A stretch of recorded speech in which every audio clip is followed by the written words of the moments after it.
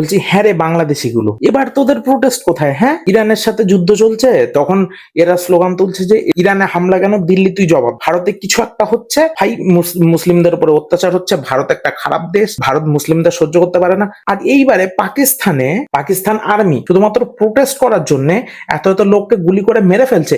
এবেলায় তোদের প্রোটেস্ট কোথায়? কই একজনকেও তো দেখছি না যে সিম্পল ভাই পাকিস্তানের জনগণকে নিয়ে একটা স্ট্যান্ড নিতে। যদি তোদের সাপোর্ট মুসলিমদের জন্যই থাকে, পাকিস্তানেও যারা মারা যাচ্ছে তারাও তো মুসলিম, তাই না? তাদের জন্য তোদের সাপোর্ট কোথায়? কই একবার মুখ খুলে বল যে পাকিস্তান যেটা করছে ভুল করছে, কই বল একবার সাহস থাকলে। সব থেকে বড় দোগলা তো ইউএন, ঠিক আছে? তার চেয়েও বড় দোগলা তো হিউম্যান রাইটস কমিশন, ঠিক আছে? কেন বলছি, যখন 370 কাশ্মীর থেকে হটেছিল, ঠিক আছে, তখন ভাই একেবারে চারিদিকে ভারতের নামে বদনাম সবকিছু করে দিয়েছিল যে ভাই ভারত পুরো একেবারে হিউম্যান রাইটস নিয়ে একেবারে ছিনিমিনি করছে, ভারত ভাই খারাপ, ভারত এই ভারত ওই। এই ঘটনা, এই যে ঘটনাটা যেটা পাকিস্তানে এখন মানে পাকিস্তানি আর্মি ওপেন ফায়ার করে তাদের জনগণকে মেরে ফেলছে, ঠিক আছে, এই ওপেন ঘটনা, মানে এই ঘটনাটা যদি ভারতে হতো, বাপ রে বাপ, হিউম্যান রাইটস তারপরে ইন্টারন্যাশনাল মিডিয়া সব একেবারে এসে যেত ভাই ভারতের এগেন্স্ট।